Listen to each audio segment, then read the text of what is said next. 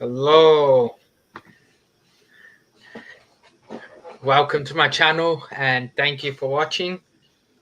Doing my normal Thursday night stream, running a little bit different this week and have my guests already on the panel.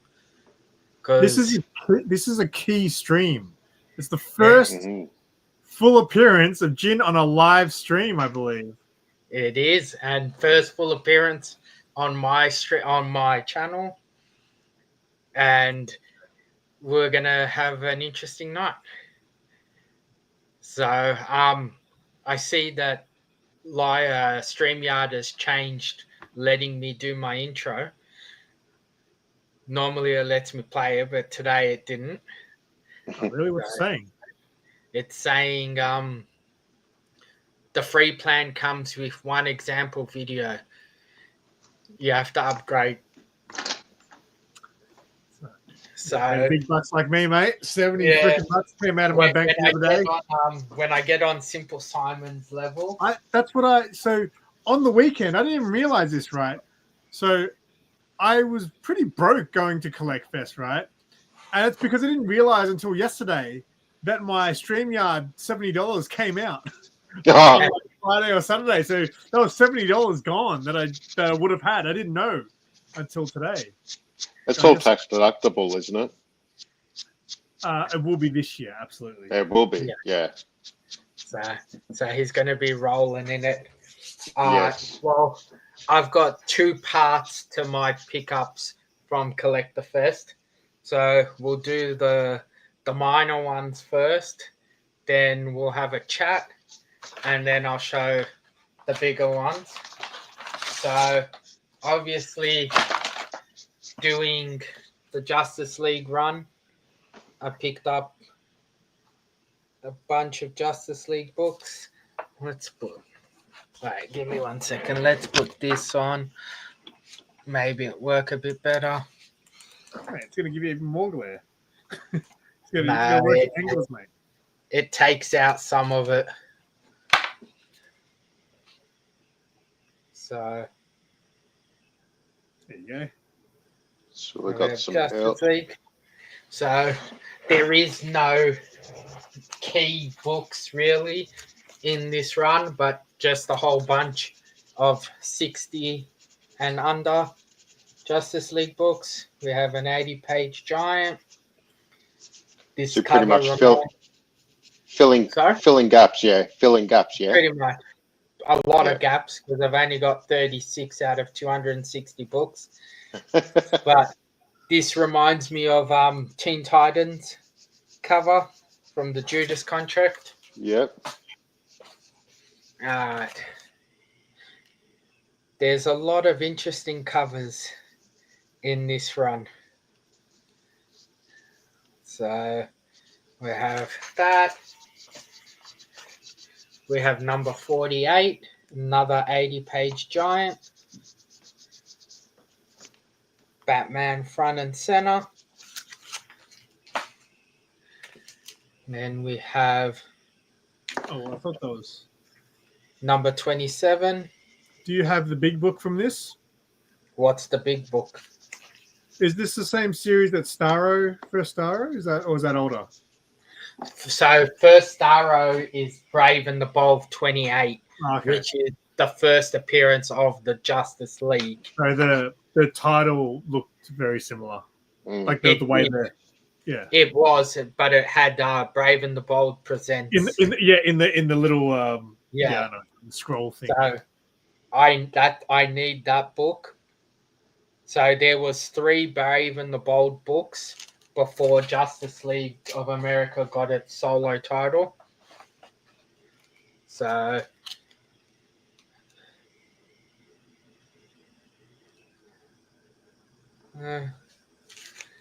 number 25, and then the lowest one and probably the only sort of key book in it, we have the first appearance of Amos Fortune, and this is number 6. It's a pretty, I don't know if I say iconic cover, but a pretty well-known Justice League cover. So that's all the books I picked up in my Justice League. So who'd you buy those from? Was it Penny's? So yeah, I got all my Justice League books from Penny. So mate, you missed out. You really did miss out, Ben. Jin. Yeah, I did. Because Penny's don't start. So don't start. like I have to admit, for comic dealers, I'm not gonna say it was great, like best we've had, but it was early Supernova days. We had a lot more dealers, Simon. But that was okay. So put it this way. I actually didn't even pay attention because I knew I wasn't going to spend a lot there on the day. So there was at least like a Penny's. I will count Penny's because he's not local, but there was like 3 or 4 dealers, comic sellers I'd never seen before. It was good. Don't get me wrong. Like, it's one of the better lineups we've had in a very long time, and it's not even just the dealers. It was the books that were there. Like, this was the first time I've seen a lot of the books that these people had at a show. I was like, the first time I went to Yarraville, I was like, whoa, I've only ever seen these books on YouTube. But like, there was a lot of bigger key books, mid-range key books that normally don't make it to these shows.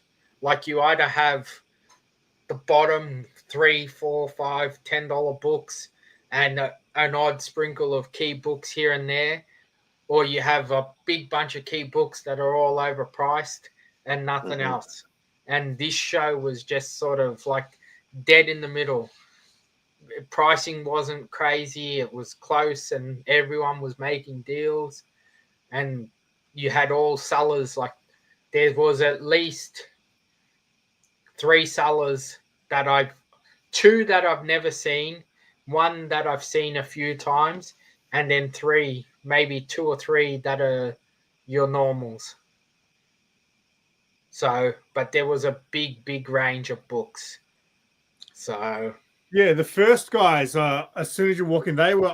That's only the second time I've seen them. I can't remember what they're called, but I saw them they were at the card show. They were they've also been at, I think, Nyan show in Thornbury, not Thornbury, in the other one, but the old venue.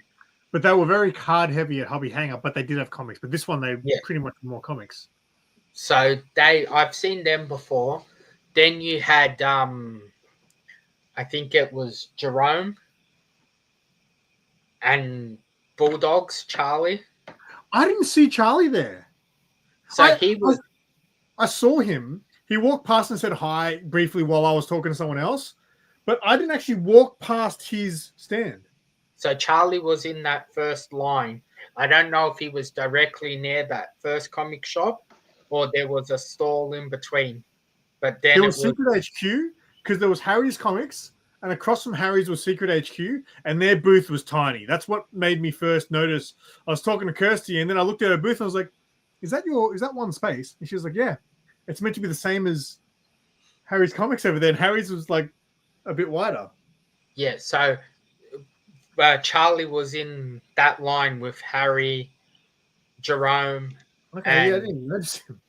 So, and then you had Secret HQ. You had James and Billy on the other side, and Bruce. So Issues, Comics and Culture. What? Issues, Comics and Culture. They were selling mostly manga though. Yeah, and then you had Kings. So Kings actually showed up to this show with comics, unlike what they showed up to Comic-Con with. Their stall was the best ever because in their display cabinets where they normally have slabs, they had some slabs, but they had like a bit of everything. Like they had that cool Aliens coin, they had cards, graded cards, but then on the inside, that where they normally have their toys, like their modern toys and statues, they had a vintage toy section. And then their back wall of books, their wall of books was sick. It was really cool. They actually put an effort this time. No, you know why? Because they knew that real collectors coming to the show. when you go to Comic-Con, you're getting the mainstream people. Yeah, but it's not real collectors. It's the first time this show's been held, so they didn't know That's shit. what they were trying to go for. That's why they were doing so much promotion on getting sellers to say, hey, what's the most expensive item at your store? Dude, Jin, you watched the video. You know the store I Yes. went to that had that alien egg? Yes. They That had massive. the life-size Han Solo. They had the prototype Boba Fett. Those guys, when I was filming their thing, they were doing a $21,000 deal. Wow. As you were there.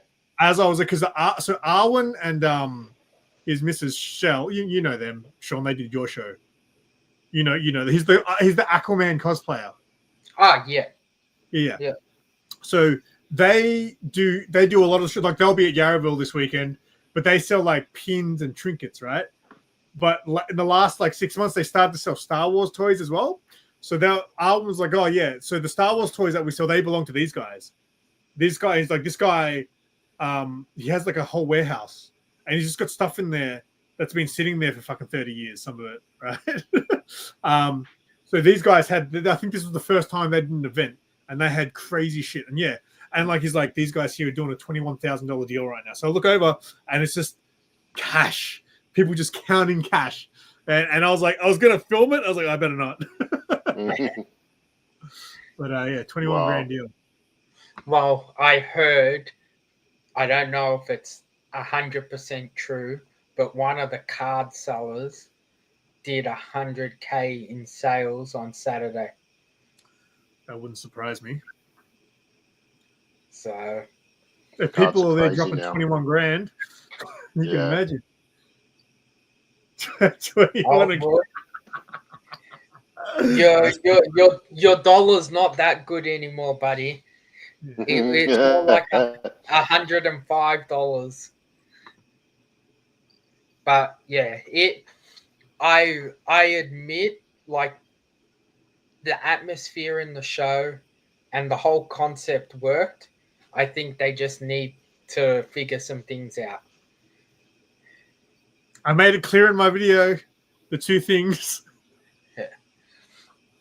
It's more like when you have that much stuff and some of it's big, some of it's small, some's not easy to display, space is more important than certain things.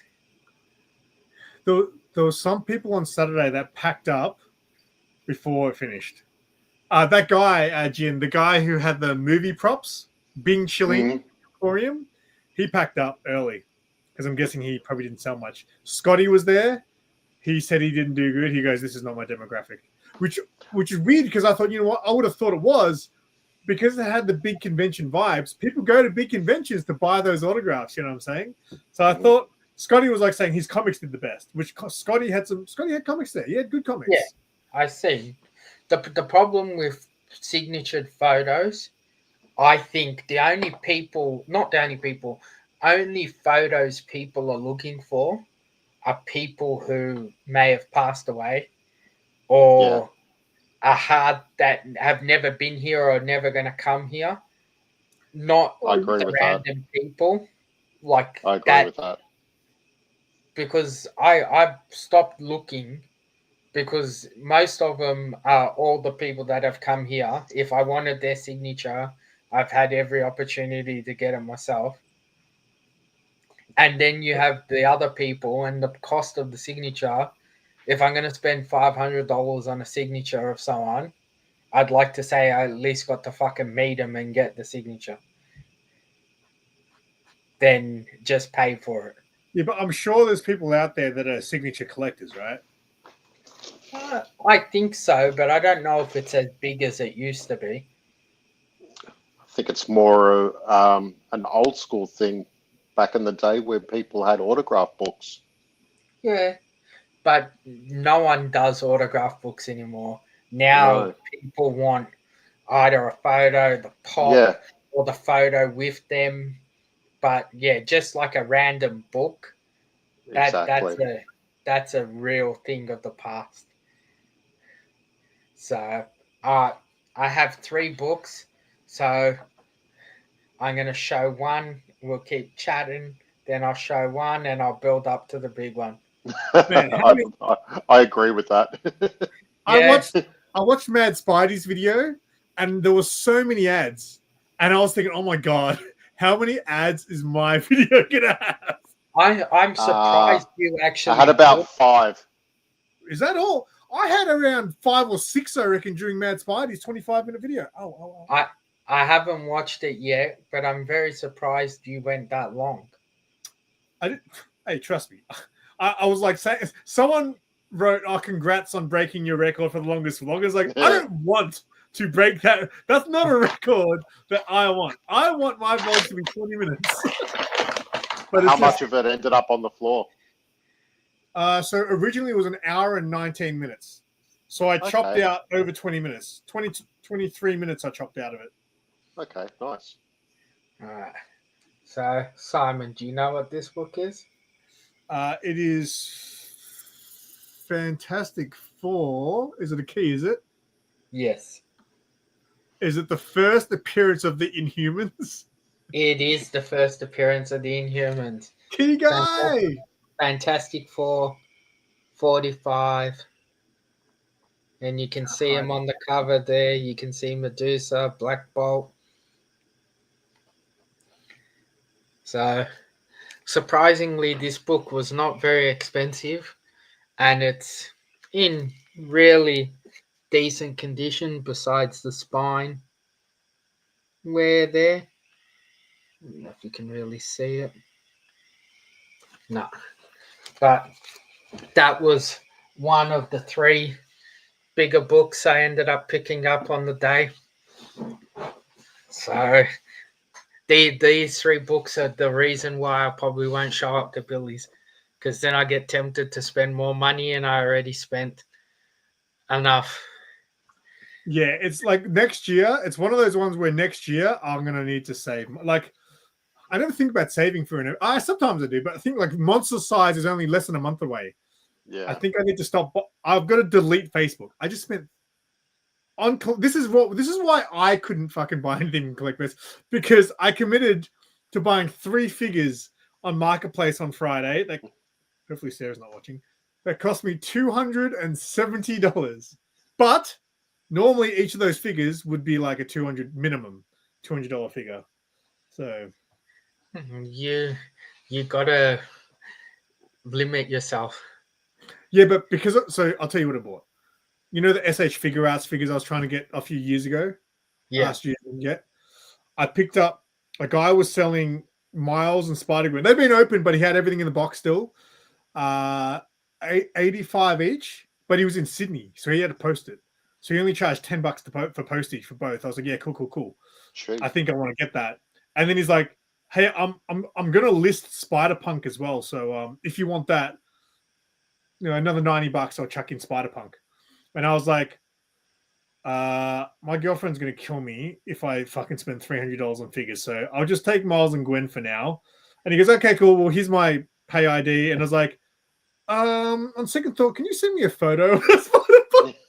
And then he sent me a photo and it was all over. I was like, $90, you say, hey? So I picked up all 3 of those figures for $270 posted. Is pretty good.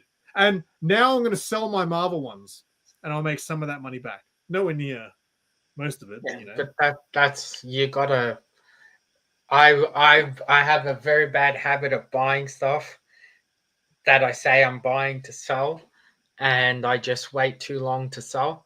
So now I'm getting in the mindset of, if I buy it to sell, it's getting sold. Well, no, I'm not buying these to sell. No, but I mean, like, if you buy like 4 things to get the one thing you want, and you say you're going to sell the others, you're not holding on to the other 3 things for 5 months.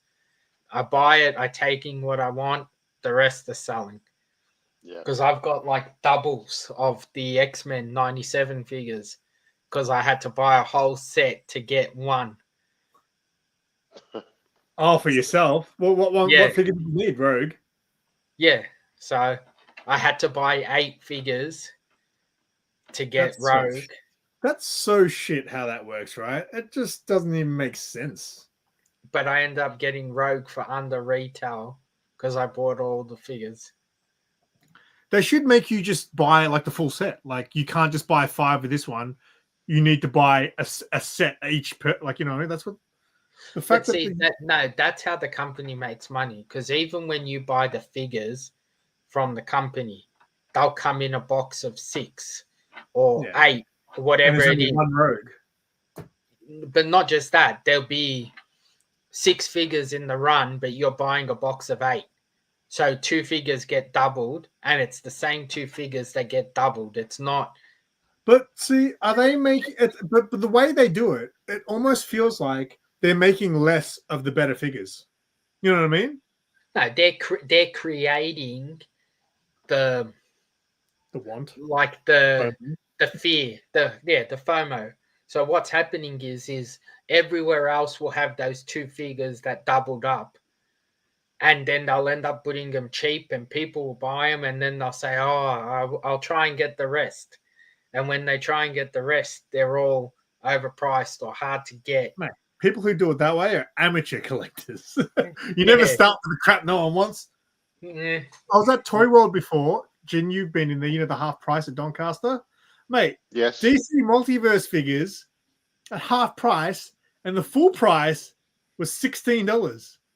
$8 for a DC Multiverse figure. You still $8. can't sell them. I bet it was the Batman peg warmers. No. So they had those. They had more. They had Superboy. Man, Okay. $8 is almost worth just the stand that it comes with. Because that Superboy figure comes with a stand. My mate bought that figure just for the stand. I mean, he's got the figure too, obviously, but they had a Joker figure, which wasn't actually that bad. It's the Joker with the white suit. What? Oh, that's the and he's kind of built the Dark Knight. The Dark Knight. Yeah, they had that there. That was a bit more expensive. That was like $35. So that was like, yeah, but that's the Frank Miller Joker. Yeah, it looks like Frank Miller. Yeah. Sorry, Sean. Let's show another book. I think Simon will know what this one is. That would be the first appearance of Blair Stacy. Of who? I said Blair Stacy, but I think I meant it's first appearance of Gwen, right? No, it's not. No. First. I thought it was the first appearance of Gwen Stacy. Is it first MJ? No, it's not. Definitely not first MJ. Is it? I can't read that. It's the death of Gwen Stacy. Oh, the death. Sorry, the last Gwen Stacy. The death. I was almost close. So I don't know how, but supposedly this book comes under the list of Marvel DC crossover books. So there's either some sort of reference or something to a DC character in this book. Do you have that Hulk book? You know the Hulk book with the wedding? Yes, I do have it. It's got Death from Sandman in it. Makes a cameo. Yeah, so I'm trying to all the books that come up on Key Collector as saying Marvel DC crossover stuff. I'm trying to get. Have you got that Hulk book? Yeah, I do. So and they keep adding books to it and taking them off and stuff, but this book I'm just keep collecting it to see exactly. Hey, Marcus. You know what you should collect, Sean? If you want to collect Gwen Stacy. So, did you know this, Jin? In Brazil, the Brazilian version of Amazing Spider-Man, Gwen Stacy lives. Okay, didn't know that. So, when I found that out, I was like, wait, hang on a sec. Does that mean that Brazil have an entire different timeline where Gwen Stacy stays alive? Like, doesn't that mean that every story... doesn't that mean that they just branched off and did their own thing? Because she's dead in canon. So if Brazil kept her alive, doesn't that mean that Brazil have their own timeline? It probably does, but it'll probably be the fact that they just the storyline, if it was, say, MJ went in a storyline, Gwen Stacy went in that storyline. Oh, that's not a bad. Or They just like didn't they color would it have, in. they would have just changed it up a little bit. I need to know the it- answer to that. Yeah, that's crazy to me that's a thing. Let's see, because it's not coming up in the shared universe. Let's see what Key Collector says, if it's still part of it or not. Are you talking about that book that you bought? Yeah, Oh, mate, if it's not, you're gonna have to give it away. no, but I don't collect Spider-Man unless it's of some significance to what I collect. So Mate, what a great giveaway. you think I'm made of money? When you give away a book like that, then I'll give away a book like that. Fuck, mate. Look behind you, mate. You're made of money. I'm made of money. I'm joking. Uh-huh. That's nice to know what you think of me. I'm just money bags. You like nice things. I do like nice things, but they all seem Things to that make cost a lot of money. But they also bring a smile to your face. Yeah, sometimes. So I'll show some more of the books I picked up. So these are Dallas Fan Expo exclusives. Don't know. 1 second.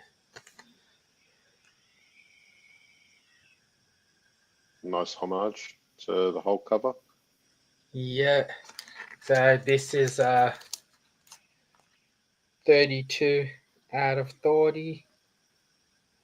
It's available from Beauty and the Nerd Gifts soon. Will be eventually. So Use my code. Use my code and get 50% off. Yeah, I don't like you that much, dude. So I got 3 of them. I was lucky. I got number 8 out of 40. Then I have chrome cover, and that's out of 10. Out of 10. So How much is that book going to sell for then? I have no idea. I still got to work it out. Then I've got the. That looks the best, and that's probably the least rare, right, out of them all. Yeah, this is out of 60. That's the best cover. I would want that one.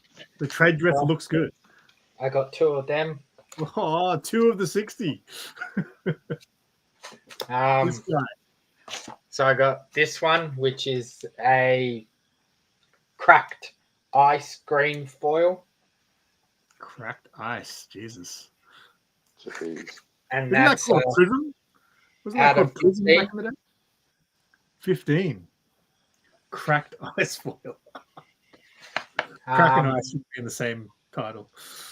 So this is a spot varnish.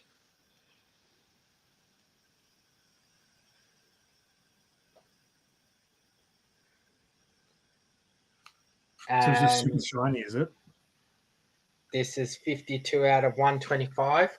So the cover's embossed, but only on the kingpin outline. And it's shiny and embossed. Embossed, as Mark would say.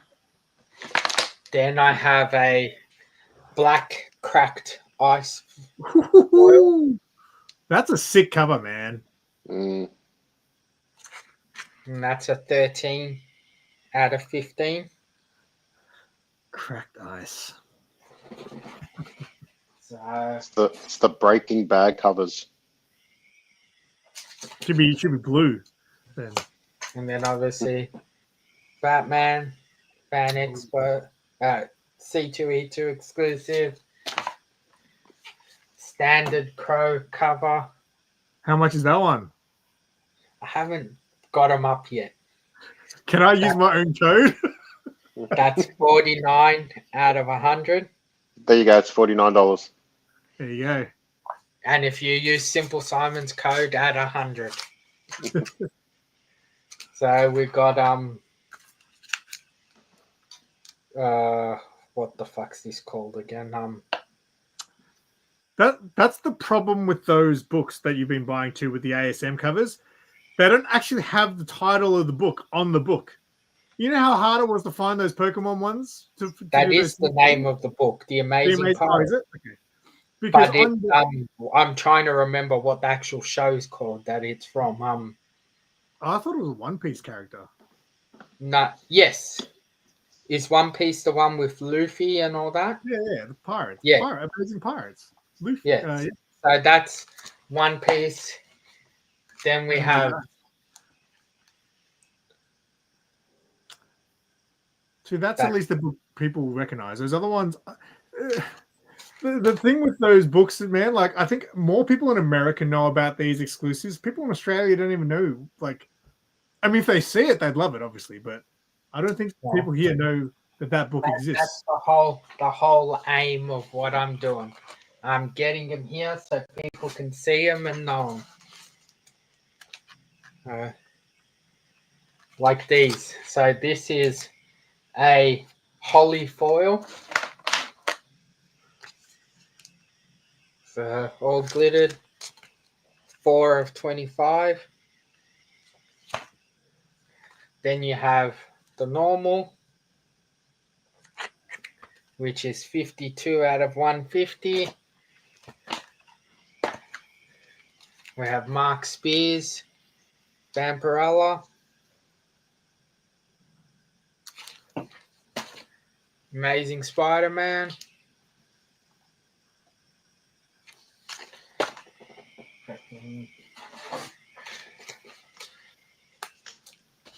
so then you have this one, which is the Virgin Blue Suit for Daredevil, which is a 75 cover.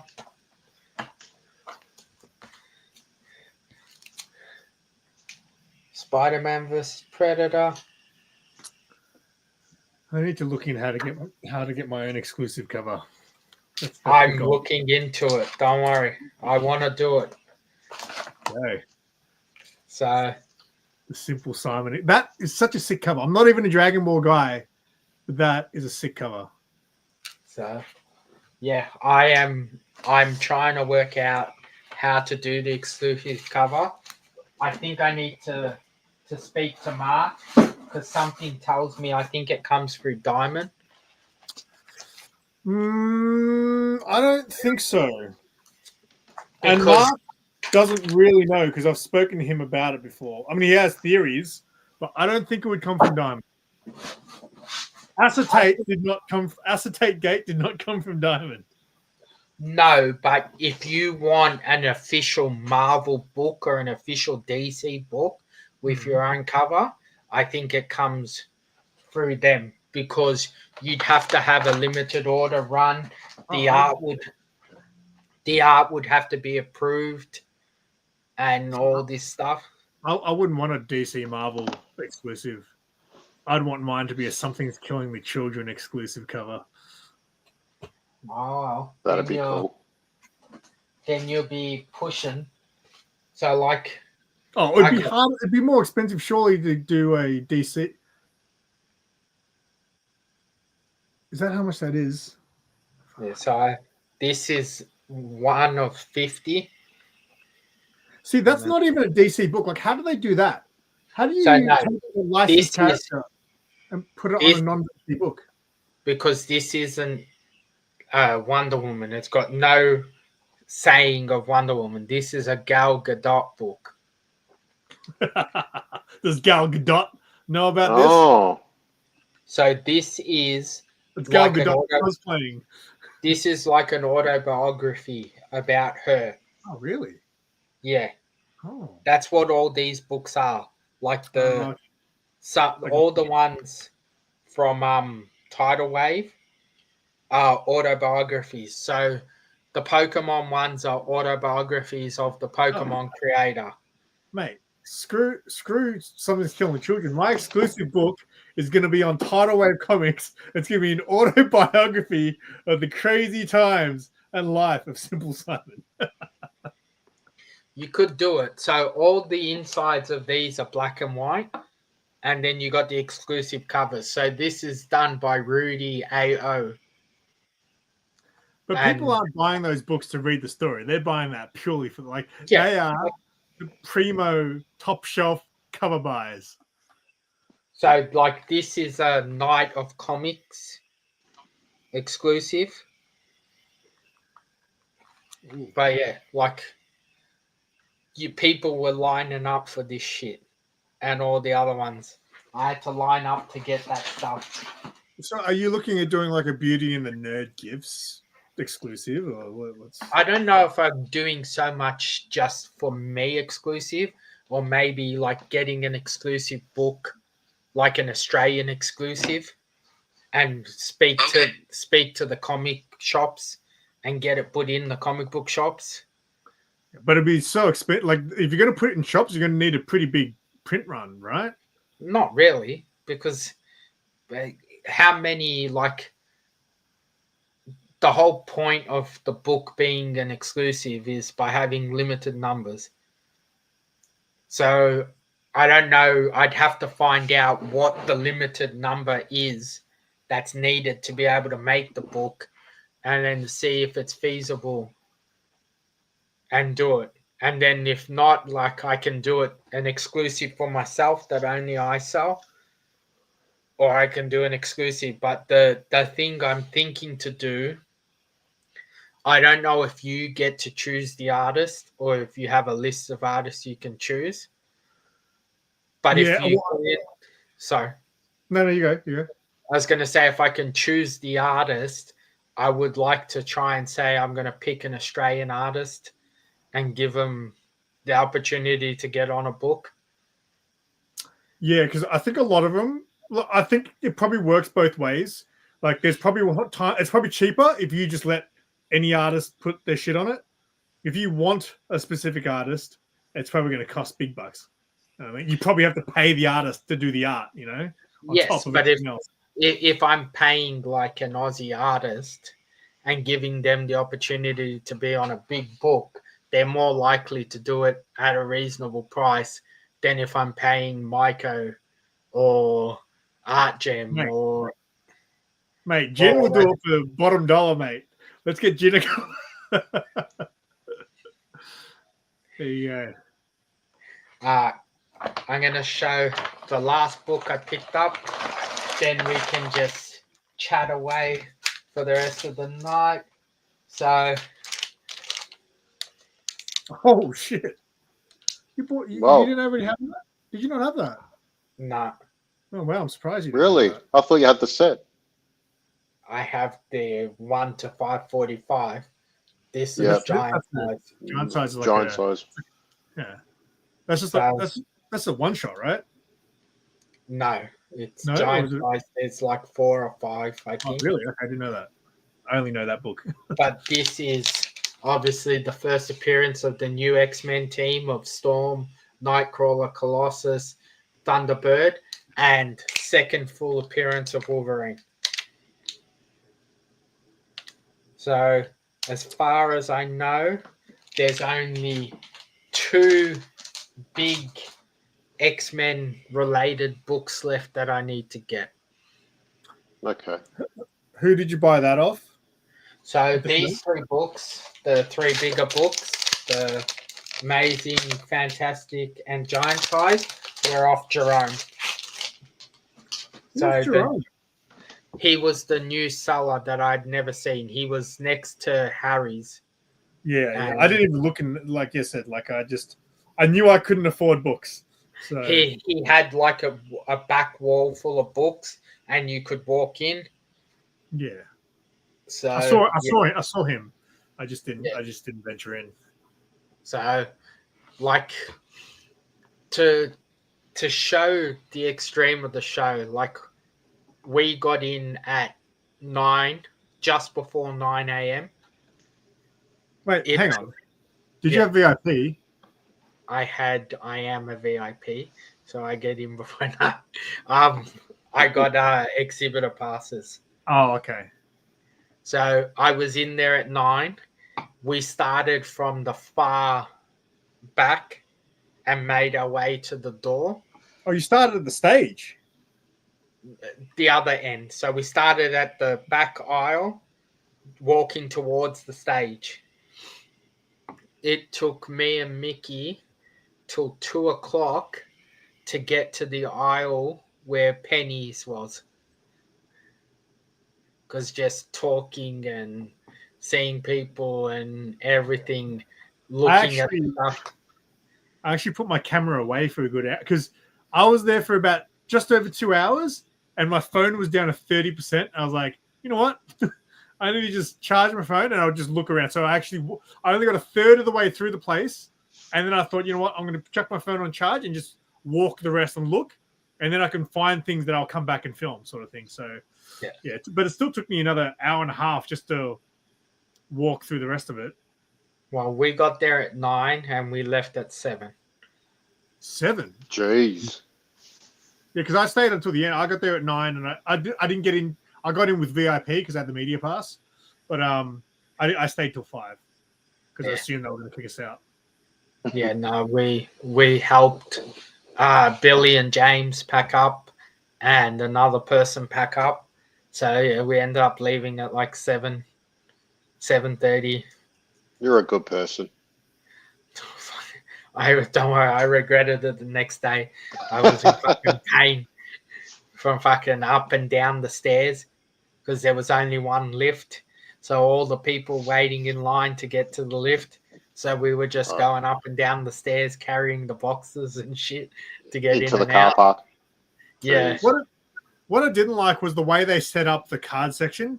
So, Jin, when you walk in, right, you walk in and all the rows are going this way, right? So straight ahead. So if you zigzag, right, you kind of just go up and down. So rather than having the card section, so when you go down that first 2 aisles, the front part was all comic books. The card section was the whole back half of the hall. So it means when you zigzag, at the end of every aisle, you're in the card section. Every single aisle has cards at the very end. So, like, the dumbest thing I think they try to do is have everything in sections. You can't have all the card people next to each other, all the comic book people.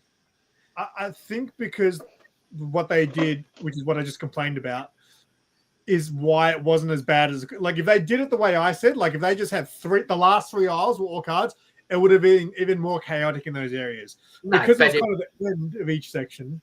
But if you had the shop scattered through the whole hall, I get it. Then it means you would have had people everywhere. But I also sorry, go. No, finish. No, you're talking. Go. I was going to say, if you also look at the map, I think there was a total of 120 stalls in the place. 80 of them were card sellers. Oh, wow. Really? There was more than 120 from what someone told me. Give me a second. But yeah, because when I was looking at the map, it was something weird like that. Well, you know Jamie from a collectible? Sort of.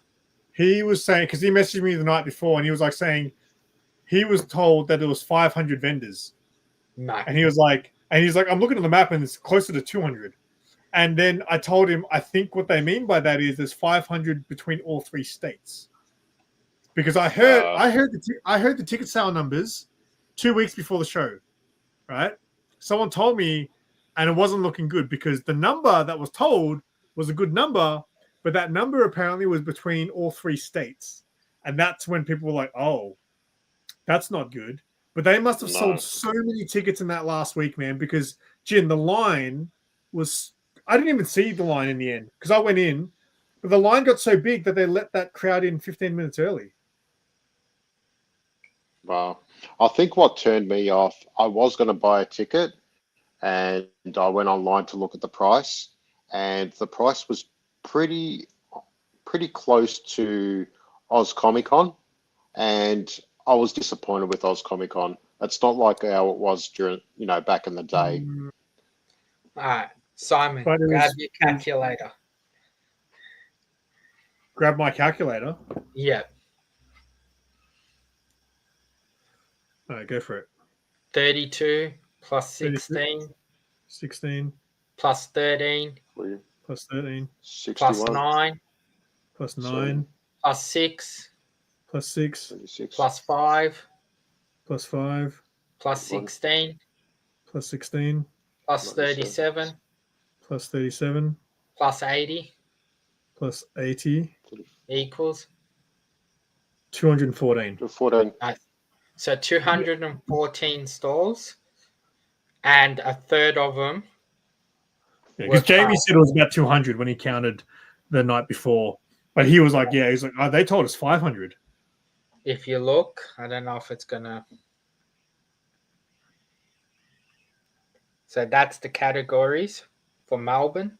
13 Okay. comic shops is pretty good, man. Yeah. Like, there might not even be 13 comic shops at Yarraville this weekend. But so if you look, there was 80 trading cards. If at 214, that's over a third of the show was trading cards. Hey, what did I say in my video, Jin? Brings the people, and without those people, we have no show. Yes, but Yes, true. you don't have a show, but you also have people that are not selling stuff because everyone's going to the card places. That's Like not true. Yeah, but the people that are going there for the cards are going there for the cards regardless. They're not, but Yes, they but might be to look at other shit afterwards. But like people That's who the are into hype cards, now. fuck, The cat fucking just dug its nails into me real bad. it's I know people who are coming there for cards are coming there for cards, but people who are, say, collectors of more than one thing, say cards and comics and toys, when you have that many options for cards compared to the other things, where do you think you're spending your money? I mean, I'll buy some cards if there was something interesting, but I wasn't. That's not what I was. I was there for comics and toys, Mm. and I only bought comics. Yes, but comics and toys are your go-to. Cards are your second thing. It's not even a second thing. It's No. I want to be cool. All right, but then if you look at it like, how to explain it? I know cards are necessary to get people in the doors, and I got no issues with selling cards and having cards. I have them on my own website. But if you're gonna do a show that's broken into sections, realistically the sections need to be close to sort of evenish. Oh, Marcus, I went to a card only show like a month ago, and check out these cards I bought. I was like, you know what? I don't collect cards, look, really, but check out these cards I got, Marcus. You can appreciate these, huh? They're pretty cool cards, right? All of a sudden, Marcus wants to be cool like the card kids, right? How cool is that? Yeah, that's what I thought, Marcus. That's what I thought. Nah, But Jin, you wouldn't compare it to Comic-Con because No. Comic-Con has like that big mix of stuff, right? And again, like I said in my video at the end, I was like, it had that big con vibe, but it was all the stuff that you see at the comic and toy fairs. Right. You know what I'm saying? More So it vintage, was- sort of the vintage stuff, but there was no. there much vintage stuff? No. the vintage was pretty low. I'll give you that. Other than books and coins. So that there was maybe 2 people that were really selling vintage. There was toys? Phil. Rare Records had some vintage, but it was Okay. that warehouse. Records. That Warehouse 54 store, man, that blew my mind. That place, but there wasn't a lot of specialist vintage places. Okay. Like Out of Time was there, and they're the kings of vintage. But no, Monster Size will have more stuff for vintage collectors. So But I suppose go. It wasn't a category. I wouldn't say vintage was a category. No. But even like action figure wise, there was 3 people selling action No, figures. that's not That true. Well, you had the usual suspects. You had Andrew, you had Phil, and Jamie has some figures. Rare Records had figures, but his figures were a bit more vintage. He didn't have new figures. But it depends what type of figures you're after. yeah, but like for Jin, the sort of stuff that Jin looks for, Jin would have been there for comics. nah. Yeah, I probably would have been there Jin for would have comics, been like what would have appealed to Jin was the comic book section.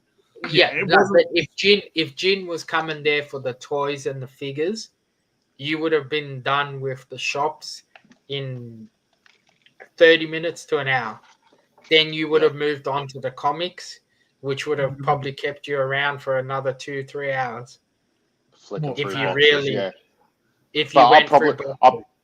I probably would have hit the boxes first, and then looked at the But toys. then even if you were hitting boxes, so Bruce is Bruce. Yep. He may have had a couple hundred new books, but the bulk of it would have been what it was. Okay. Same as Charlie. Yeah. Same sort of stuff. He may have had some new here and there. Okay. The first group of guys didn't really have boxes. Most of their stuff was all slabbed and exclusive covers and stuff. Jin will buy a slab. Mm-hmm. And then you had Charlie. Then you had Harry, which is all the normal stuff. Jerome had a bunch of slabbed books, and then he had maybe 3 or 4 boxes of comics. You had Billy and James, which you get all your normal stuff that you can get. Billy, what Billy has, what James has. Pennies would have been the unique one for you. Okay. But even him, he was 2 stalls, so he was 2.5 meters by 5 or 6 meters. He didn't have as much stuff as he has. Okay. Was King's big there? Yeah, King's had a big. They probably had like was the same size as what they have at Oz Comic Con. Pretty, so huge. But they like I said, they put some effort this year. No, but you know what? They didn't bring trades really. They didn't have much. You know, they're very trade heavy. That's what I'm saying. They really catered for this event. I thought, like at Comic Con at Supernova, they bring trades. They're very trade strong in toys, modern toys. This one, they brought a whole wall of really good vintage key comics, and they also had vintage figures, and they had weird shit that they don't normally bring, like graded Street Fighter cards and alien coins popping out of eggs and shit. Like they were pretty good this year. King's actually put an effort for this show. I think they just need the demographic. Yeah, but I still think if they're bringing that same stuff to Oz Comic Con, they'll get more out of it than the stuff they bring. No way. Because, again, the people that go to Oz Comic Con are the mainstream people. Like, the collectors like you guys, there's less of you guys at those shows, especially nowadays because of the way it's all become. Right? Yeah, it's there's all not cards as many now. of you guys because you guys have got put off over the last few years. Oh, there's only 3 comic stores, and you're not going to go anymore. You know what I mean? Like, yeah, but the thing is you're talking about. All right, so a comic store and King's are 2 different things. So they're 2 completely different things. You can't compare King's. If you've ever been there, King's is a pretty good. It's more than just a comic shop, but they're a comic shop. Their actual shop in Sydney, yes. But King's at a show compared to, say, like a Penny's or a Bruce are 2 different things. You can't compare them. So if King's put the effort of bringing the stuff they bring to Collect Fest to Oz Comic Con, you will see more people who are collectors like me and Jin going for that reason. Because you expect Kings to have stuff that not a lot of places have. I reckon they don't bring that stuff to those shows anymore because that shit hasn't been wasn't because like a couple of years ago, like they brought a lot more back issues. I bought back issues from them. Now they bring to the big shows like Comic-Con, Supernova, they bring like collectibles. They're like a collectible store for those events. I think this one they really stepped it up into like a collector's kind of at Oz Comic Con, they're also competing with pop culture. No, pop culture. No, not really. For action figures and statues and shit, they are competing. No, I don't think so. They bring different shit. So pop culture obviously are pops, but also they do premium statues. Their figure line is different than what Kings bring you Marvel Legends and shit. Well, pop culture's setup at Oz Comic Con this year was crap. But their normal setup, if they bring their setup from Nova to Oz Comic Con, they would have killed Kings. What Kings had at Oz Comic Con. Yeah, I guess. All right, I'm not talking about what Kings can potentially bring and do, but King's store at Oz Comic Con compared to Pop Culture store at Supernova, Kings isn't even close. No, they're not as Well, Pop Culture are the big dogs here. Mm. But then, so that's my other gripe with big shows. Why would you have a Pop Culture at a show where you want little stalls to be coming? When you're quite clearly killing the little stalls by having Pop Culture there. Well, it depends what those little stalls selling. If you're talking about pops, then I agree with you. Yeah. Yeah. But there aren't many pop stores anymore, mate. Yeah, even because pop stores, any pop store that sells new release pops is not going to come to Oz Comic Con or Supernova if Pop Culture's there. How you going, Perry? Like your pops are fine because you don't. Your stock is not the same as Pop Culture, so that's why those pop places have to mix it up. Like that pop store that's in my video, they specialize in the old, like kind of like you. They've got all the old rare vaulted stuff, like that's Yeah, but the thing is all right. So, like the one that was at Collect Fest, the guys with all the glass cabinets, they sell new release pops too. So they might bank on someone buying the new release pops and hopefully picking up one or two expensive pops, or pick up an expensive pop and buy one or two of the cheaper ones at the same time.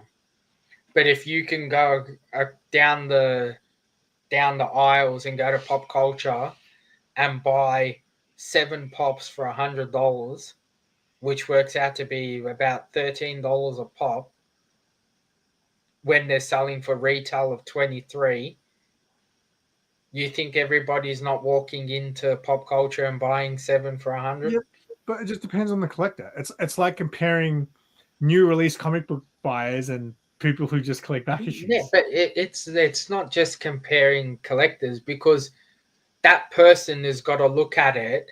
The rarer pop is going to stay at that price or vary up and down as it is. The new release pops that just come out, if they're buying them from anywhere else except for the show, they're paying $22 for that pop. So why wouldn't they walk in there, especially if they're a collector that collects a lot of series and stuff, and buy 7 pops at $13 each, which is just over cost for a pop. You did mention that last time when we caught up and were at Comic-Con. You were discussing about their pricing and how they're under marketing pretty much what they're buying them for, or what the proper retail was. I remember you telling me that. That's right. How can you have a store selling stuff for close to what it costs any other store to buy that prop for them Yeah, from a supplier. yeah, it's huge competition because they're the big dogs. And I get that it's good to have big shops in your thing, but at the end of the day, you keep stuffing over stalls. You can't run a show just with pop culture and King's Comics. No, no. But I suppose what last weekend's show was all about was purely about different kinds of collectibles and trying to grab the interest of all genres of collectors. Yeah, that's the main aim of the show. Yeah, But then you can't let it go from trying to be that to what all Comic Con and Supernova are coming to. hmm You break something. Yeah, he's fucking knocking shit off. Look, he's on top of the aliens cabinet now. He can't be up there. I can see him. Like, there's got to be a middle ground. And I know shows are all about making money and stuff, but you got to be. I think of it as I look and care for what I think is reasonable and right. And what I might think is reasonable and right doesn't always line up with what everyone else thinks is. Why don't you run your own show, Sean? I will. But your opinions are valued. Yeah, I'm hoping to go see the venue next week and see about booking it. Oh, and really? then I'll go hire an MC. There's some guy. He's named Simona. Did you fucking see that? Yeah. I missed that. This just fucking flew off the fucking roof. Oh my god. So, have you heard of the Simona chick, Simon? Who? Simona. Simona? Sounds like a girl version of me. So you don't know about it? No, what's Simona? So it's from what's his face rant about you? Oh no, I didn't watch his video, but I heard people told me that apparently I'm a trans woman. Yeah. Yeah, Really? No, you're not a trans woman. You're a middle-aged Asian woman. The worst thing is, right? So he replied to my comments on that video, and I went back and forth with him a little bit. But the problem is YouTube hid his replies. So you know the video I did the other day about the hidden comments? YouTube hid his replies. So when you go to the comment section and you see him comment on that video, all you see is 4 replies from me with no comeback from him. And I'm like, that makes me look fucking stupid as. If you do the filter thing to newest first, then you'll see his comments come up. And there's actually like 6 comments in that thread. Yeah, he was giving me shit and calling me an Asian lady and calling me a loser for being a 50-year-old with red hair. I was like, cool, mate. You're a fucking... But yeah, so we'll see. No, I didn't watch his video though. Was it good? At least I will. I'm not getting involved in this stuff because I don't want him coming at me because I'll just thing. But it's a very interesting watch. I will say that. Don't say that. I'm not going to go watch it. Yeah, and exactly. It's like Marcus will tell you for the type of person. I don't need to get involved in your fucking love triangle, Marcus, just because you like the YouTube freaking controversy. But put it this way, watching the video, I came very, very close to commenting a few times. On his video? Yeah. To what? To what? To be on his side? Or? No, just for the stuff that he said. Well, basically, put it this way. So I didn't watch it. I saw because he tagged me in it. It came up in my notifications when I woke up, and I was like, "Do I watch this?" And I was like, "Nah, I'm not gonna watch it." And then Lee from Whack Comics hit me up, and he was like, "Dude, I watched your video and I watched his video, and I'm so glad you did your video because all you did was prove that you were right about him." Yeah, So, pretty much. But then Bo hits me up. He's like, "Did you watch his video?" I was like, "No, I didn't watch it." Why? And he goes, "It's pretty bad, man. He was being pretty offensive." It's like I give a shit what that fat fuck says. Like, he said a lot of things. Like if someone was to have gone and said those things about him, he'd probably be bombing their house, I would say. But that's exactly what I said in my video, was that he can dish it out, but he can't. So what happened? So one of the things he said to me, he gave me shit in the comments, which you can't see. You have to do the filter it to the newest comments first. And he said something about when he called me like a 50-year-old loser, right? I said something like, "Oh, says the fucking sweaty internet troll who thinks he's fucking tough on camera," right? What did I fucking say at the end though? I was like, "You should win an award for internet troll with the softest skin," because that's what he is, mate. Yeah. You know what? So it's funny. I had anxiety when I released that video because I didn't want to release that video, and then I just was like, you know what? I'm just doing it. I released it, and then the next morning I woke up and I felt better about myself because the only 2 negative comments were from the 2 people I talked trash about. Like he goes at you pretty hard for a good half an hour. Like I give and a shit. He says some interesting stuff. Tell me more, mate. I don't mind. Like that's what I just don't want to. I don't want to give him the satisfaction of getting a click from me anymore. So, like, trust me, there's a part of me that wants to watch it, but I'm not going to do a reply. I'm not going to. Although I did come up with an idea. I said to Lee from Whack, I was like, you know, I said I'm not going to do a response video, so I'm not going to. But I never said anything about me doing anything on Whack Comics channel. Mate, I already had lyrics lined up for a rap song, but what's the point, mate? I'm doing. If I did that, I'd be doing exactly what I said that people shouldn't be doing. So I'm not going to do it. That's the only real reason why I don't want to get involved.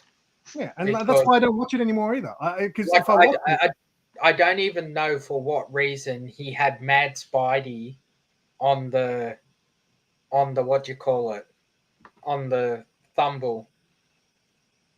So he's got a screen grab of your show, and there's a little image of Mad Spidey in it as well. Yeah, I thought Mad Spidey got pissed at me because he said his comment was like, "Good luck with this one, bro." And I was like, "What? What I do?" And then someone else left a comment defending Mad Spidey, saying, you know, I've only been in the scene for a little bit, but Mad Spidey is one of the nicest people I've ever. And I was like, bro, I didn't say anything about Mad Spidey. All I said about Mad Spidey was that he's like dialed in on what's going on in the community. I'm not anymore. I'm not over it, but I'm just not around anymore, man. Like I realized 2 years ago that there's fucking other shit I like besides comic books, and it was just eating up all my time. So now I'll fucking watch when I have time, or if there's something that I really want to watch. But I don't dedicate my time watching everyone's shit anymore because I realize I need to make time for other things in my life. Yeah, I'm in the same boat. It took me. I understand that. I was like 3 months after it happened, actually heard what happened. I just can't believe that it's been nearly a year and it's still going on. It has actually been about a year because I only heard about it when Lee did his video. I was like, who's this guy you talk about? And then I found it so funny because I didn't know who he was until I saw Lee do an impression of him. And then I saw him and I was like, oh man, Lee got it fucking spot on. Lee did this video because he talked crap about Whack Comics, and Lee basically did like an homage to his videos almost, where he's like laughing, doing the laugh constantly and like just pouring water all over himself. It was a very good video. But yeah, I don't know. I just don't watch the shit anymore. I think focused on me, you know what I'm saying? There's a lot of like factions and groups getting formed in our community. That's And yeah. we honestly, I guarantee none of us actually know how big the community actually is and how Absolutely. deep it runs. Yeah. And I just think, and I was saying in that video, there's a lot of people that I hear talking in live streams that pisses me off now because they're so small-minded, man. And it's not just, and it's a lot of them are people that I like, but I'm just like, man, you fucking got your head up your ass, man. If you think like that, sometimes I just don't understand, and that's another reason why I just don't like the live stream that I like.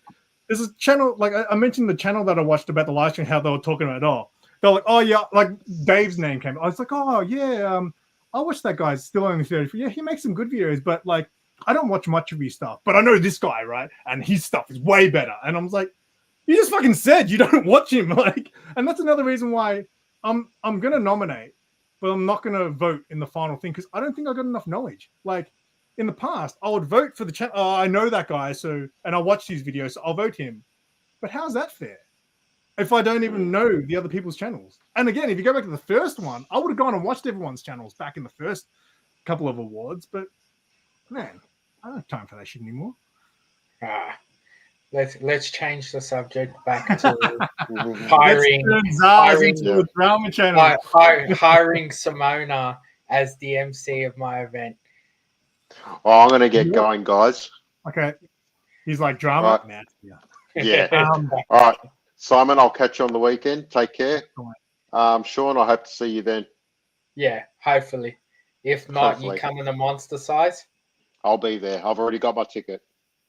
No stress at all, dude. Is there an early bird for monster size? Yes, there is. Yeah. Really? How much was it? $25, I think. Yeah, I think that's right. And how much are normal tickets? 15. Yeah. That's not bad. That's not bad. Yeah. But That's just remember, not it's $25 for parking. Yeah. Oh yeah. Oh, I know where to get free parking. It's all right. It's a bit of a walk, but it's free.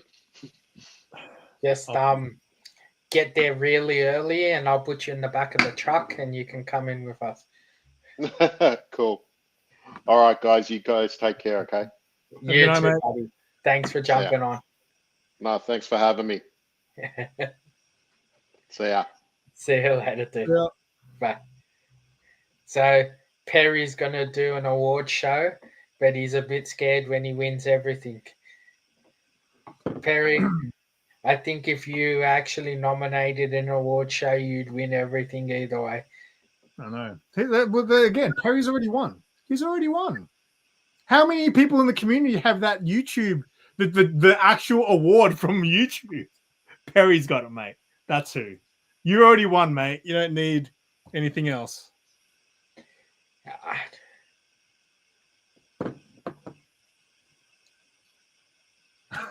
Really, Marcus?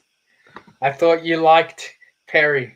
Hey, Marcus, I actually want to do a stream with you one day and just nerd out over Something's Killing the Children covers. Been wanting to do that for a while, but it's just hard for me to. I just never end up organizing anything when it comes to live streams because they're just too painful to organize. But I would like to do that one day with you. That's right. You can do that with Marcus, and I'll be in the chat talking about covers that I have that yous don't, and yous are actually Something is Killing the Children. Well, the reason I want Marcus to be the guest on that one is because I know he's got a lot of the exclusive covers, so that's why I don't have that many of the exclusive covers. I've got some he doesn't. Oh. Nah, you're more of a YouTuber than I am, Marcus. What do you mean I'm cancer? But yeah, as I was saying, I am going to try and get out and check out this venue. And I spoke to Billy about doing it together so I can try and get as many comic sellers as I can there. So you know how I mentioned that I would like to do a show one day, but if I ever did it, it would only be like a one-time thing, right? So I would promote it through my channel, And I Yes. feel like I get enough people now that That's could why I'm going to get you to MC it so you can promote it through your see channel. it. But I would only do it once. So I'm thinking maybe 2027, 2028. Simple stock. Huh? Simple stock. Simple stock. That's a fucking good Well, name, I think. I'm hoping that the venue I'm looking at should be able to hold about 100 to 150 tables, which I think is enough for what I want to do. I wonder where. What? Hang on. Oh, but yeah, because you're what? Oh, you can't say the venue yet that you're thinking. I don't want to. Yeah. Okay. Good, just in case you don't get it, Yeah. mate. I'm gonna go big, mate. Simple stock's gonna be fucking at the My Music Bowl. I would love, man. The best venue. You really should have gone to Hobby Hangout. The best venue is the Royal Exhibition Building. It is sick, man. It was so good. So I've been to Oz Comic Con. It was either Oz Comic Con or Supernova had a few events there. The only problem with there is it's way, way too expensive.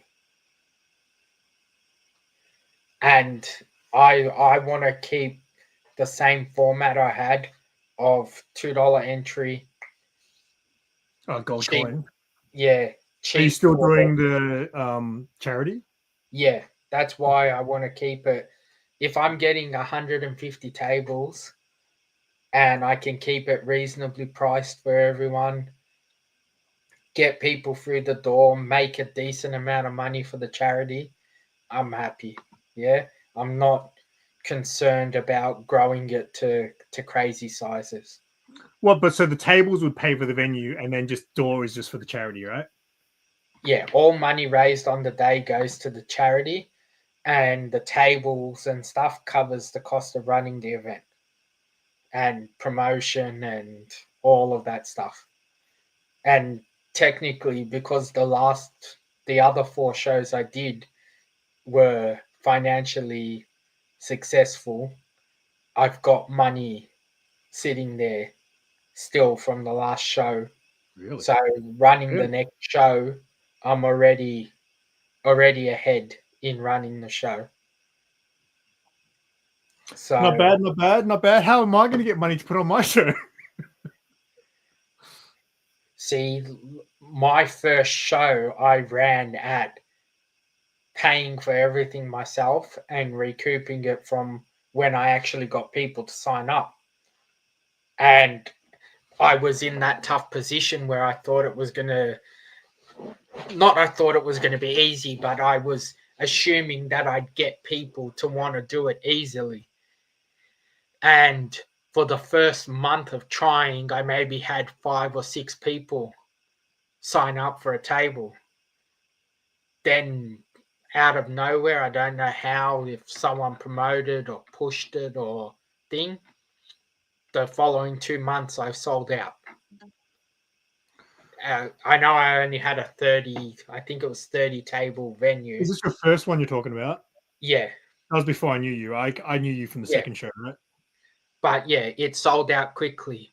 And because it was local and everyone was happy, the minute I said I was doing another event, within the first 2 weeks, I had 90% of the stalls ready for the second event. And it was the same like with the third and fourth event. There was a decent chunk of people that I just said, yeah, I'm running another event. And yeah, here, sign us up, sign us up. So I think your biggest thing is the venue, because you want to go such a big venue, even if it's not realistically the Maya Music Bowl, but whatever venue, if you're going huge, the venue is what's going to be the most costly thing for you. Yeah. So I'm just exaggerating when I'm going like Royal Exhibition building and thing, but like something at least to the scale of the Thornbury show. See, like, I think on your side of town, there's a lot more venues of that size available than there is on my side. So it all depends what you're getting the venue for. if you can get the venue for a reasonable price, that when you break it down per space is reasonable for people to get, you'll fill up. What am I like? What can you give me a ballpark of what like a venue would cost? Like how many grand? How many grand? So like a Thornbury thing, I'd have no clue, but I would assume. So my thinking would be with a sports venue like that, who would normally hire out the courts. I'm going to say they would normally hire the court out for maybe $120 an hour. Oh, You've got yeah. You got 4 courts, so that's $480 an hour. Say over 6-7 hours, so probably 2.5, $3,000. I would think That's fucking cheap. it shouldn't be more than that. Okay. Oh, maybe I will go for a Royal Exhibition building. No, Hey, but so No. no, I know that will be on another level, but that's where Comic Con used to be, right? The first Comic Con I heard. yeah, So what about, so you know how, like, for example, Monster Size have certain people sponsoring? I'm guessing those sponsors pay a fee to have their name represented as part of the show, right? I would assume so, yes. Okay. And again, I feel like I know enough of the big, like I know Phil does it for Nyan's show, and Lobos does it for Andrew's show. So, Yeah.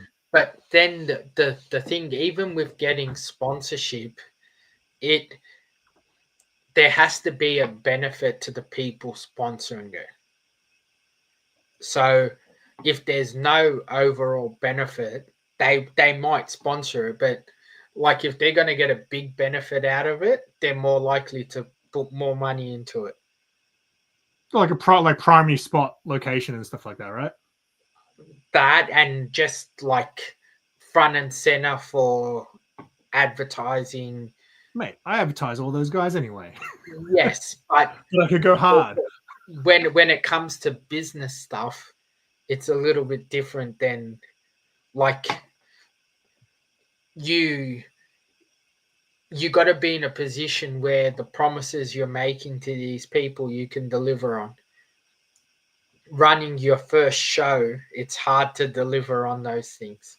The main thing I guess I'm concerned about is obviously on the day, like staff, because most of those shows they just get volunteers, right? The bigger shows, yeah, but then it's having people that are going to volunteer for you. When I was running my show, it was 3 people, 4 people. Yeah, because it's a small show. My show would need like, I mean, I could just get friends, right, and just be like, "Hey, man, after the show, mate, I'll fucking pay for the best dinner you've ever had." You can, but then you have to look at it. It's not just a matter of having the friend there. Like if your show is a 1-day event and everything's getting done on the day, you have to. So if you don't have access to the venue the day before or 2 days before to go mark out everything and that, you have to get there before everyone else does to mark out, set up. Then you have to have people there watching the door, letting people in, making sure nothing happens, nothing goes missing. Then you need people there during the day. You need people to take the money for the tickets if you're not going to do pre-sale tickets. If you're doing pre-sale tickets, you need someone to take the tickets. Mate, they'll be pre-sale and they'll be sold out. You go to the door, here, no tickets. Sold out. Then you also got to look at, you got to have food, you got to have drinks, you got to have staff available to help people who are there by themselves, who can't leave their table to go to the washroom because they're by themselves. Then you need to have people to clean up, pack up. It ends up being a long ass fucking day. And you being the face of the show, you have to be available to everyone all day. That's what I feel like at the shows now. But that's the thing. So like when I was trying to do it and have the stall at the same time, it doesn't work because I can't be at my stall trying to sell my stuff because I'm While the running only the show, person okay. that knows it while trying to run the show. If someone has a question, I have to go. If someone needs something, I have to go. So it's not that hard. On the scale that Monster Size is and Nyan's show is, obviously is going to be a lot harder than what I ran. I'll never compare what I did to what they're doing. But the whole lead up to it is not extremely hard, but the day can be crazy. Like you saw the shit that happened at my last one with the parking and shit because Oh of shit. man, I did not want to. But even I was getting worked out. I was like, "Hey man, I want to leave your show, and I can't." Yeah, but then that was something that's out of my control. It's not like anything I did caused that. Did I do a vlog at that one? I'm pretty sure you did. I was a nerds. It would have been a Nerds Day Out vlog, I think. Yeah. Yeah, I should go back. So, I forgot about that. and there's a lot of back end stuff you need to look at, think about, make decisions up front, Yeah. and then you got to look at it like the way I looked at it. If I'm making a decision about something, that decision covers everyone. Not you make that decision for that person and then someone else comes and you make a different decision. You got to be fair to everybody that shows up, whether they're 1 table, 5 tables, or whatever it is, because at the end of the day, they're all giving you money to be there and expecting the same service. Well, okay. Well, you know what? Next, I'm going to see if Mark wants to do a podcast next week. And we want to do, well, I want to do that episode with you where we talk exactly about what we're talking about now. So maybe I'll try to book that in for next week and we can discuss what was the Days of Future Pop Culture event, which is what started a lot of things, man. Like because I did your second event, sorry. But when I first met you, I did that event that you did. And that was my first, like, I didn't do what I do now back then. Yeah. That was kind of like, I did the cosplay stuff interview. I did the interview stuff. And that video was not real. It wasn't really a vlog. It was more interviews, wasn't it? Yeah. You were speaking with stallholders. Yeah, but that was my first, I guess, the first time I met a lot of it. And those people now are still doing it. And now I know, oh, man, we've known each other since back then, you know what I mean? Like Phil and Samantha and all those people. So, yeah, that show was a good, it was a key event in my life. I've got ideas in my head for some things I want to do at the show if I do it again. He's coming. So something new, as in you want something new? Not new, but like the way I'm going to try and focus the event, like what sort of event it's going to be. Yeah. And what I want to do. And the venue that I'm using sort of helps cater for that. So that's why I'm hoping I get it. And because it's local to me, I know it's lazy ass. It means it's easier for me to be able to be there, do the things I need to do. And go home. Not just go home, but if I have to go at 5:30 in the morning to set up, I'm not having to leave at 4 to be there at 5:30. And it's a big enough space that I can have the original vision I had for my show actually happen. Well, I look forward. I think we'll put it this way, mate. How long has it been since your last event? How many years? 3 years? 3 or 4 years. Think about how much the landscape has changed since then. Yeah. Like it's blown up in the last two years, I feel like. Yeah. So I think your next one, because like did you see the one I announced recently? There's a one in Bourne happening. That's like near my old place. Yeah. Collect in December. That's a new one. Like this, like more and more are popping up, and it is literally getting to the point where I don't have a free weekend anymore because I'm going to go to them all.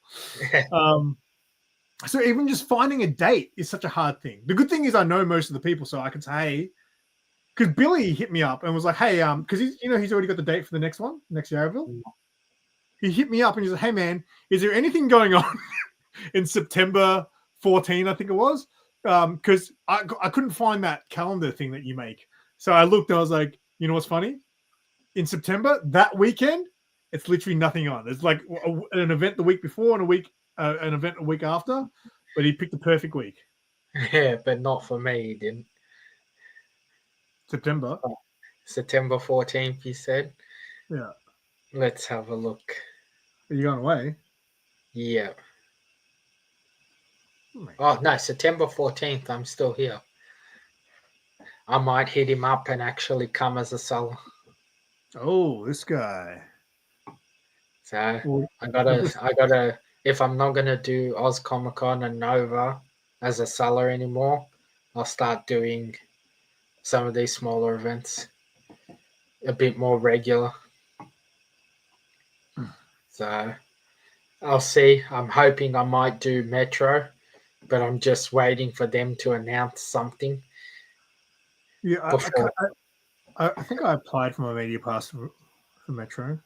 Yeah. I keep forgetting if I've applied for these things or not, but I think I did. Yeah, I don't want to sign up for a show until I at least know something that's happening at the show.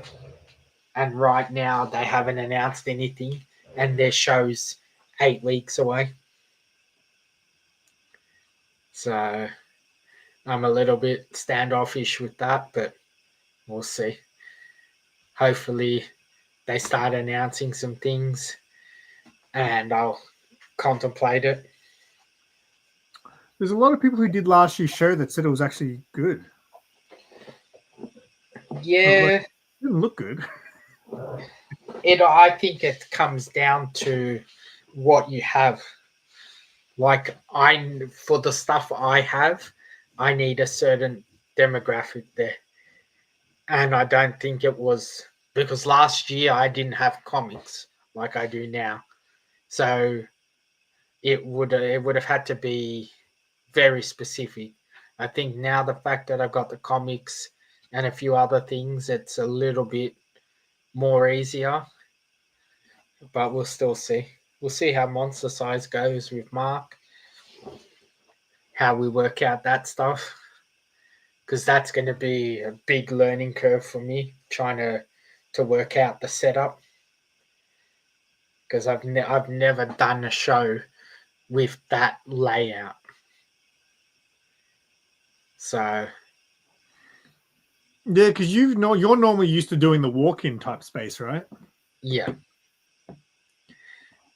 And even if it's not so much a walk-in space, like the one sort of show I did that had that same sort of setup, I was the end. So I was the cap of the aisle. So I could spread the stuff out to think. Now being in a straight line, it means everything's got to be behind us. So I got to work out how I'm going to display all my stuff, having all the racking behind us if I can't have a walk-in section. So surely you can still make a walk-in section work. Like for example, at the last Reservoir show, there was the guy at Limit Break Collectables. He does like anime and that guy. Yeah. So he originally was gonna, I think because of the space, he wasn't expecting something, so he ended up changing it so he was kind of just standing at the front of it. And rather than having the tables at the front, him standing behind it like usual, he had the tables pushed to the back, and then he just stood kind of at the front outer edge, which is better because I think if you're standing in there and people have to walk in, I feel like sometimes people hesitate because they're like, oh, this guy's going to talk to me. You know, I feel like if you just on the outside, oh, come in, guys, have a look. Yeah, let us know if you need help. And you're pretty good. I see your customer service. You're pretty good. It's going to come down to what space we're given. Like if it's deep enough that I can set it up where I can make it a walk-in, I will. but I don't know if they're even going to allow to have a walk-in type booth, or Surely. if they want it all set up as what do you call it, table thing. Because I originally asked about if we're getting like a cubed space or if we're getting thing, and they go no, it's going to be a table setup. Well, yeah, when you think about the giant size that they do, that's all just rows of tables. And yeah, I actually never even thought about it. Yeah, some people have stuff behind them as well, like if you're up against the wall. But yeah, I can't say there's any walk-in stores at the giant size toy fair. Yeah. So, and I'm not gonna argue with the guys. It's their show. If they tell me it's that, but it's just gonna be my first show trying to set up like that. So I'm doing test runs with my shelving and my stuff to work out how I'm going to be able to display the most things I can in the situation.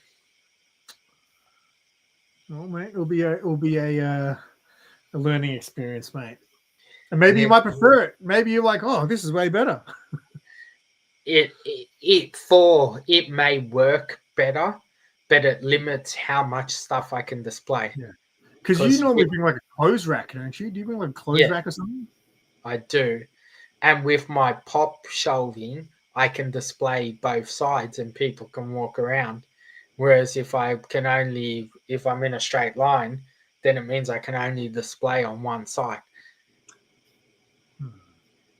which limits half my shelving.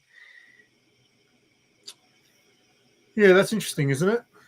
Yeah, That's what I'm a saying, lot. mate. Like everyone does things differently, and some people like one way, some people like the other. Yeah, it comes down to like your items. Like when you have a lot of the same sized items, same size things, you can set up things to match it. When you have 100 random items, it makes it a little bit harder to think. But my advantage is I'm going to have 4 tables. So if I'm going to have 4 tables across and then the same distance at the back, it means I got a fair amount of space to span across. But surely you could have like 2 tables at the front, like most people, and then 2 tables pushed back, so you have a little area where they can. Surely you'll be able to do that. I tried asking and I haven't gotten a response. How long before the event is it just like literally the night before you get to bump in and you set it up on the fly? We get to bump in on the Saturday, not the Friday, because it's Sunday only. Okay, that's right. Yeah.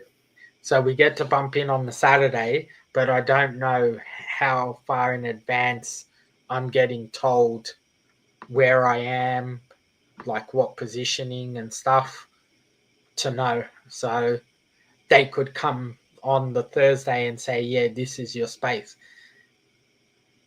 And then I'm not really going to know until I get there. And then obviously being with Mark, we have to work out what suits both of us. So I'm not fucking him, he's not fucking me. So my advantage is because I got the truck, I can have every item I have there. And if someone asks for something that's not out, I can just get it. So that's why this show is all about the promotion of the website and stuff to get the people coming back through. And then I feel like if maybe we're going to do some reels, I feel like you need to be in some of them. we can do some reels. I can maybe I can try and work out to get to Billy's. I might not be able to stay long. I probably can bring the prize and we can unbox it, do a reel about it quickly.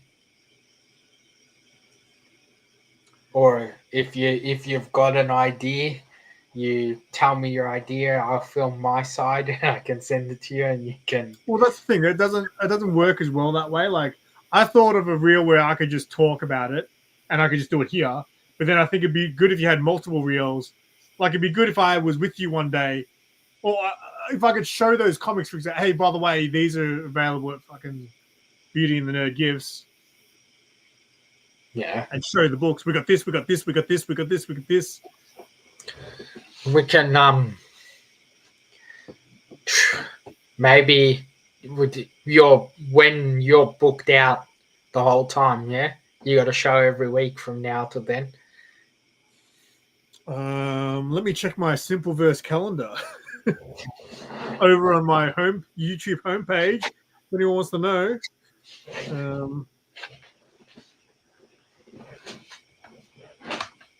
So this week is Yarraville Comic and Toy Fair. Oh, there's no event next weekend.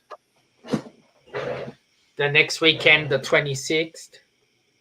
No, the next weekend isn't Geelong. The following, no, Geelong. All right, then maybe we can work out something for next weekend. Maybe on Saturday. Oh, hang on, wait. No, this week I'm seeing Mark. Next week, I can't confirm it yet, but maybe next week I can maybe even come to yours. We'll do the video thing my secret video series. We'll do that as well.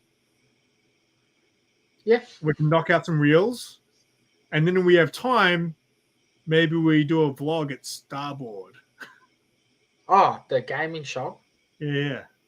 Yeah, we can if you want. Just means I have to probably leave home at fucking 6 a.m. to get all this done, but it's fine. I don't sleep. I make videos. Because the next weekend works, because then the following week I'm in Sydney for the wedding, my cousin's wedding, and then the following week is Monster Sucks.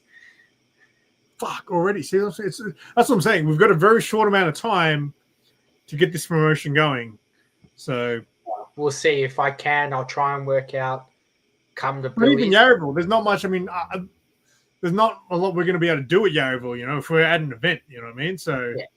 But I'm sure we can. In the meantime, I can just do a reel and promote it, and then we just do a collab on Instagram. Yeah. But again, that's going to get maybe 100 or 200 people that'll see it, and 80% of them might not even be in Australia. Yeah, but I can promote it and pay promote it, and if it hits a few people. So that's what I was going to do. The 2 weeks leading up to the show, I was going to start doing a lot more paid promotion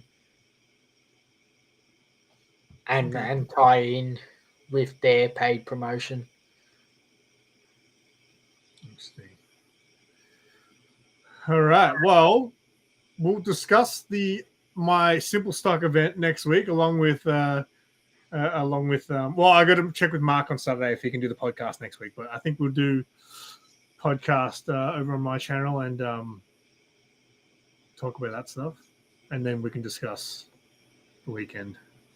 Yeah, which should be fine because I think I've got enough. Again, I've got enough vlogs backed up that I can do things on the weekend like that aren't shop vlogs. So. Yeah, you can be a normal person. No, I still will have to film a video. There's some days I'm like, you know what, I'm not filming anything today.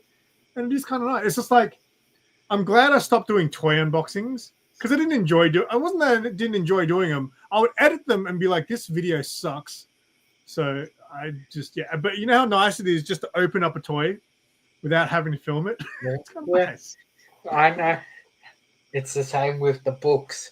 Because I never really had intentions of showing the books for the shops on my channel. So that's why it was easy just opening them when they come or and putting them away, and I don't have to sit there worrying about it. But then making fucking all the tags and shit for them so I can, I'm trying to be as good as I can with all the fucking details and shit on the books. Oh, yeah. So people know. Yeah, I've got that stuff going on some of my books, but my books aren't quite like your books. So, putting all the details, but sitting there fucking writing out all the details, confirming the details, making sure they're right. Yeah, well, I was supposed to do some of that tonight. I got to go pick up Sarah from the train station in 20 minutes. Yeah, I got a Spider-Punk book. That's pretty cool. That's a sick cover. Yeah, it's a John Jiang cover. So it's an exclusive. But I got like freaking 2 short boxes of books. And then I've still got to tag and price a whole bunch more. How are your comics sorted on your website again? Are they in Just, order of... Sorry. just how I put them up.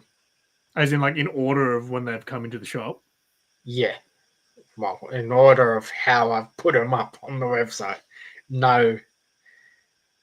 Yeah, as in, like, the last one, the first book here is the most recent one you've put up, right? No. The first book there is the first book. Okay. The last page is the most recent. Fuck, does that book really go for that much money? I've got one of those. Maybe I should sell it this week. I don't know. Which one are you looking? House What? of Slaughter issue 1, the foil. Does it really go for that much? Well, I when I looked at eBay sales and stuff, when I put it Really? on, it did. Maybe I can sell mine. I don't need that book anymore.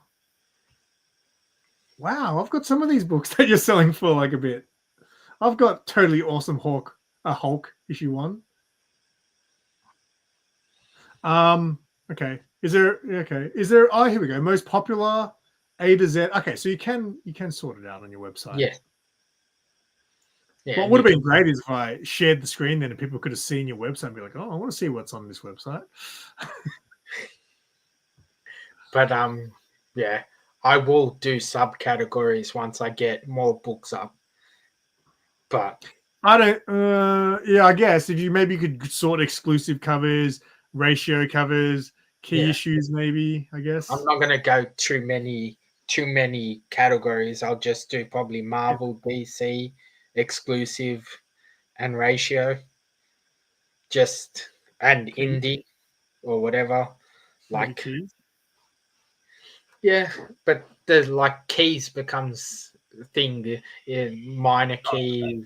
Yeah, okay. Yeah, true. So like I rather just make it that it's easy for the people who only want Marvel books can click on Marvel. If they want exclusive covers or ratio covers, they can go there. I've got a whole shit ton of signed books. Like I got to work out how I'm going to get the art up on the website. The prints. Yeah. So, because obviously I got to take photos and I got to thing. Yeah, I've listed a decent chunk of what I have on the website, but I still probably have 1,000 items to go. Jesus. A lot of it's like I've got maybe 200 books, a couple hundred cards and stuff and prints and but by the time I get through it all, We'll have another 1,000 more. I'm trying to be good. Like I started sorting. I've got like 120 pops that I haven't even looked at yet to price and get listed. That's what I'm going to mark down all my pops for this event for Yarraville. I'm going to mark them all down. Well, that's at monster size. I'm doing so I've been putting red dots on a bunch of things, and I'm going to do a red dot sale. So anything with a red dot is going to be so much percentage off. Just trying to move some stuff on. Yeah, I'm gonna clear out these pops. I've got, but there's a couple of them you're like saying, like some of those old X-Men ones I've got. You're saying some of them go for all right, but again, they're worth money. But like, who's buying those pops these days? You know, like people are. The problem is people don't really come to Billy's show. People are, but they're not going to be at Yarraville. That's the thing, yeah. Like you might get lucky and sell the odd one here and there, but the real people who are going to spend $50, $60, $70 on a pop aren't coming to Billy's show. So bring their kids. That's why You if you want, just we can price them and I can put them on the website. We'll see Go how it get goes. it. They're just starting to take up a lot of space when I set up my thing.